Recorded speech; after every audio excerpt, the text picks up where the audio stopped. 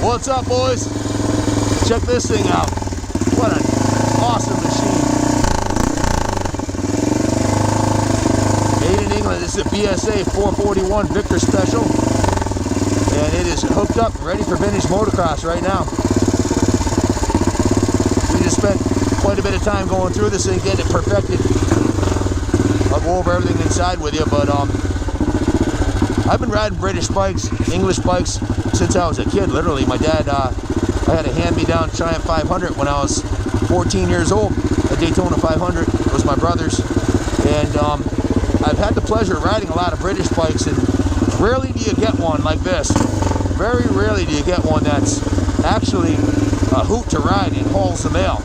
This thing's, the engine on it has got, I'll go over the report inside, I think it's like 200 PSI in compression, and got a nice racing pipe on it, new carburetor, it's all done up, ready to go. And it hauls ass. My back's been hurting me since last week. I hurt my back pushing a Harley full dresser around the showroom, and otherwise I'd like to pull some nasty wheelies for you on this thing. Well, listen to this thing.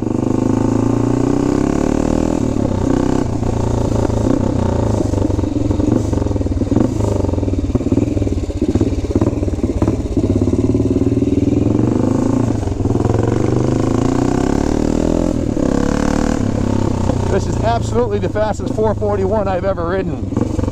No doubt about it. Doesn't make any funny engine noises, doesn't smoke. Engine's fresh. Got a brand new Barnett clutch on it.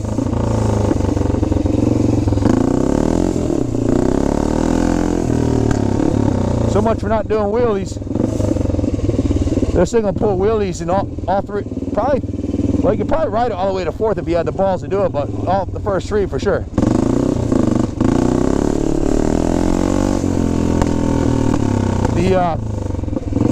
This has the racing frame. The Victor Special came with a different geometry, rake and trail on the front, and it was a lighter model, and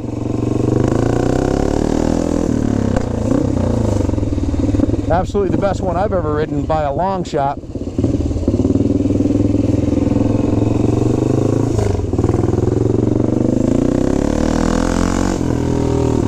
What a hoot. It pulls like a modern, feels like a modern 450 motor. Doesn't feel old school. If you can't win on this in vintage racing, then you screwed up. Absolutely.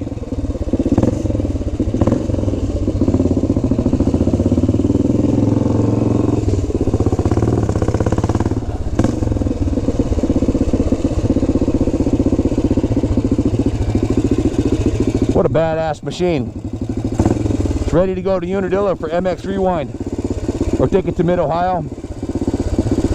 Billy Blythe, our resident Isle of Man expert, told us that they ran these at the Isle of Man. Same exact motor. He raced against these. Hey, I'm gonna go get the other camera for some slow motion stuff. Alright, you want me to just hang out?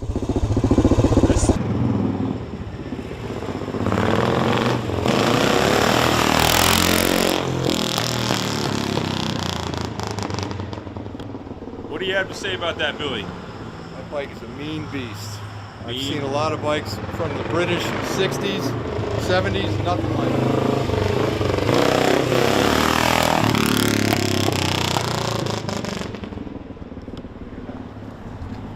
She makes nice music, really. Yeah, she does. Yeah, it's just like being at the Isle of Man. Those bikes have the same exact sound.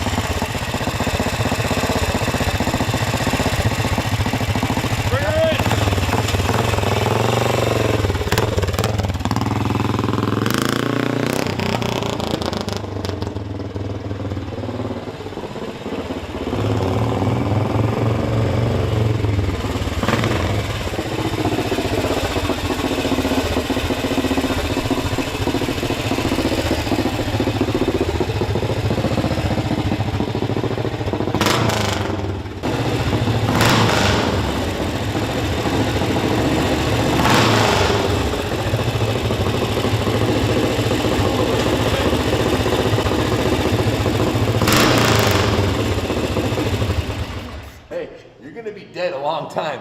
So have some fun. And if this thing doesn't get your blood boiling, you might already be dead. Check your pulse. What a hoot. This thing's a trip. Hey, I've ridden a lot of British bikes in my time, and I've ridden a lot of BSAs. Nothing has turned me on as much as this thing, and I don't remember any of them wheeling as easily as this thing does too. As I was saying, this is a special racing-inspired frame. The Victor Special motor is tuned to a different level of the regular Victor, and the power to weight ratio is off the hook. We were just talking off camera, and Bill said you lean your head back and this thing will wheelie.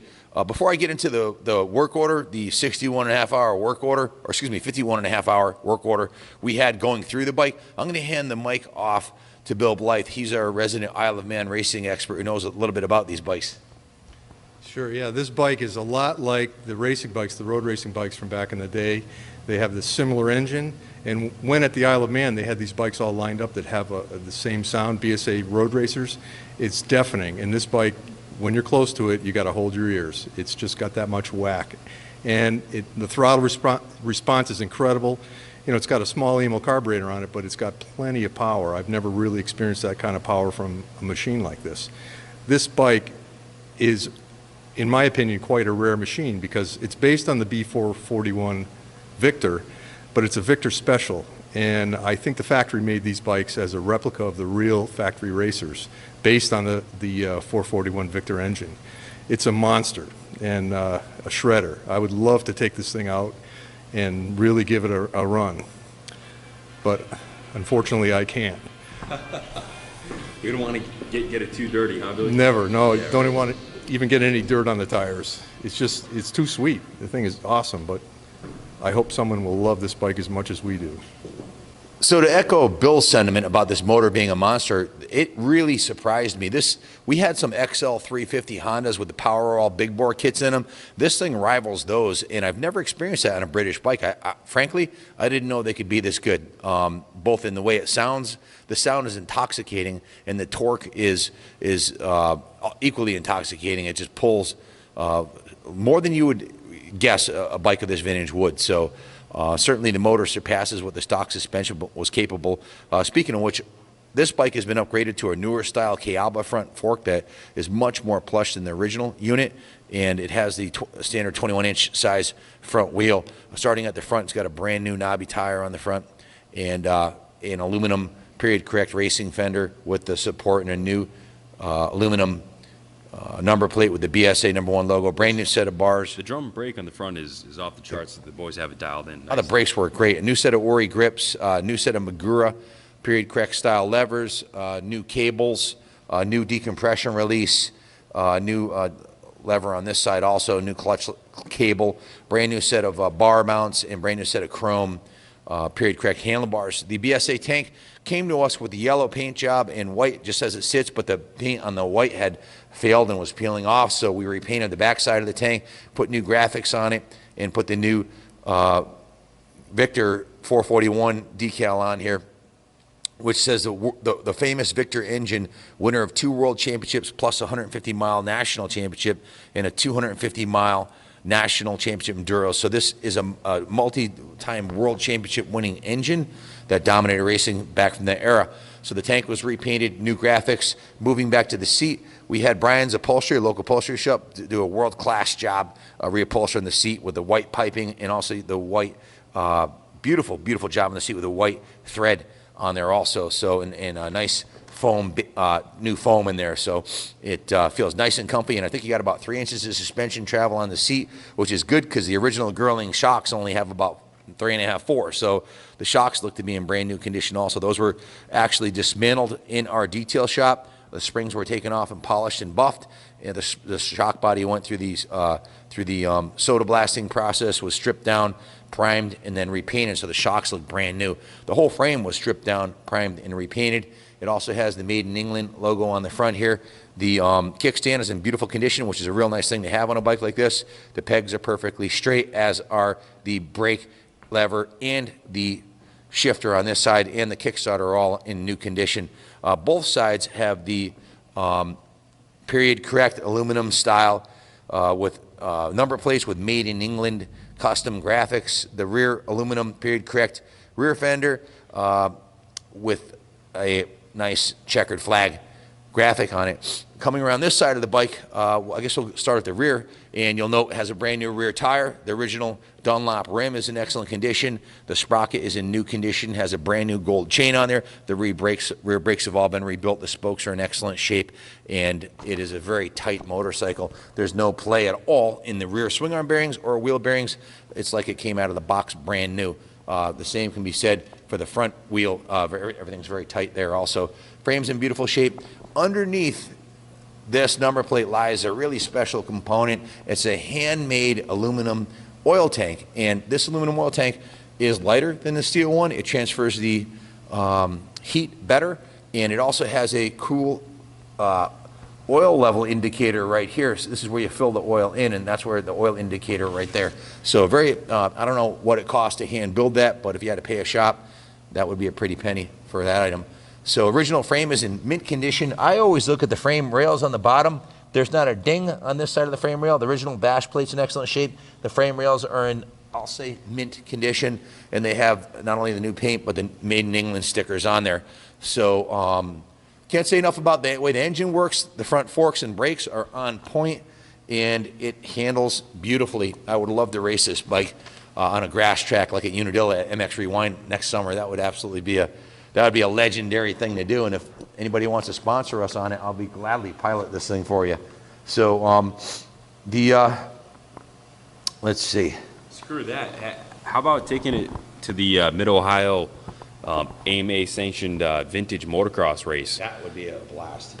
Either venue. Through the big sweeping turns. I mean, the thing handles great. I mean, so the motor was completely rebuilt by the previous owner, and also upgraded to an electronic ignition. So this work order that I'm going to go over here, our work order was for the 51.5 hours of work we did to it. The engine side cases, both sides, the engine was cleaned and polished to the original patina. We didn't go too far with it and make it look like chrome. I already went over some of the other things we did. The spark plug, brand new spark plug in it, brand new fuel filter, brand new 520 by 120 gold chain. Billy, standing right here, Billy Blythe, installed a brand new Barnett racing clutch kit with the heavy duty springs, and I think that is one of the reasons why this thing, Billy said you just lean back in it wheelies, so lean your head back in it wheelies. So Barnett racing clutch, new tires, Dunlop tires to match the Dunlop rear rim, the Dunlop tire in the front, 21-inch front fender, front tire I mean, new replacement fenders, the seat recovered, repainted the tank, put the custom graphics on it. I'm repeating a few things, but I'm just reading off the 3-page list we have here. So I think that pretty much summarizes it. Bill, is there anything you'd like to add? I know you have racing experience with these. I can't say the same. I was a little bit before my time. I know you raced the Isle of Man against these 441s, and I know the sound was, the first time you started this, yes. We're in a concrete building with 12-inch thick concrete floors in walls, and I heard this thing start downstairs. I was like, I knew exactly what it was, man. Yeah. Unmistakable. And the building. It actually, there's like a concussion in the air when it runs. A concussion in the air when it runs. This bike is oil tight, which is kind of rare for any British bike. You know, not to knock British bikes, but it's virtually oil tight, and I think that's remarkable in itself. The clutch really hooks up, and it's nice and progressive. I'm happy with the way the bike handles. I think the brakes are exceptional. It's helpful to have that, the different fork on there with a little bit better brake. It helps it stop nicely. It's a real predictable bike to ride, but you wouldn't want to get out of control with it. As far as the mechanics of it, it's sound. The bike has great spark. The timing is spot on. It's a no excuses motorcycle, I think. You know, and if you were a purist and you wanted to just own it and look at it, it's beautiful. And if you want to ride it in that way, it is also beautiful as well. No excuses motorcycle. Yeah, I'm tickled to have had the chance to work on it and ride it. It's just amazing. I think we both had huge. It was Monday when we finally got finished. Today's what? Wednesday? Tuesday. Today's Tuesday. So it was last night. Billy was riding up the driveway with a big shitting grin on his face. I was like, I got to try this thing. And I had back surgery 2 years ago, and I'm not supposed to be. You know, I actually hurt my back moving a full dresser a couple weeks ago. and I couldn't help myself. I was riding wheelies on this thing and ripping up and down the hill, and it's just such a hoot to drive, man. It's put a huge smile on my face, and we were just joking around, going, "Wow, we're so lucky to be able to do this on a Monday, to live this lifestyle of being surrounded by the things we love and such iconic, stunning machines like this that we get to play with for a little while." And you know, something, Billy, you said, the engine being an oil tight, that is pretty remarkable. I think it is a testimony to the machining that was done by whoever built the motor. The motor, I've never ridden a 440. I've ridden lots of 441s, but never one that ran like this, where it would ride wheelies and like it was. They always seemed a little anemic to me. I guess you know, not this one. This thing pulls like a freight train. So, One more thing about the engine and the frame, the numbers match on this. Which that's is a good point, Billy. Quite remarkable. That they stayed together from the factory in 1970 when it was first made. So this is one that was never destroyed and rebuilt from components. This is an original numbers matching classic. So it's all sorted out, ready to race. Take it to the line at the Vintage Nationals and have a hoot, create some memories. Good luck bidding on this. Call us if you have any questions, 860-454-7024. And as always, God bless America. A few notes: we can ship it anywhere in the States inexpensively, so message us your zip code for a quote. Store here in the museum. Ask us about our long-term storage plans. With any questions, call us, 860-454-7024. Ken's going to roll it back on display. Goodbye until we meet again. Thanks for watching this far, guys. Good luck bidding, and God bless America.